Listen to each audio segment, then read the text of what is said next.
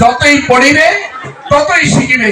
উৎসবমুখর পরিবেশের মধ্য দিয়ে চাঁদপুরের ফরিদগঞ্জে স্বনামধন্য দ্বীনি বিদ্যাপীঠ খেজুরতলা দারুন নাজাত আরবিয়া মাদ্রাসার বার্ষিক পরীক্ষার ফলাফল প্রকাশ ও শিক্ষার্থীদের মেধা পুরস্কার বিতরণ সম্পন্ন হয়েছে।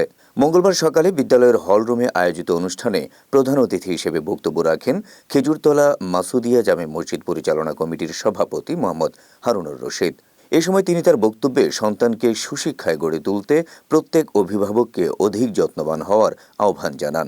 প্রতিষ্ঠানের প্রধান শিক্ষক মাওলানা রাসেল হোসাইনের সভাপতিত্বে ও সহকারী শিক্ষক সাদ্দাম হোসেন রুবেলের সঞ্চালনায় অন্যান্যদের মধ্যে বক্তব্য রাখেন প্রতিষ্ঠাতা পরিচালক ডাক্তার মামুনুর রশিদ, বিশিষ্ট ব্যবসায়ী আব্দুল জলিল সহ আরও অনেকে। শেষে মেধাবী শিক্ষার্থীদের হাতে পুরস্কার তুলে দেন অতিথিরা। তুমি আমাকে একটা আদর্শ মা দাও, আমি তোমাকে একটা আদর্শ জাতি উপহার দেব।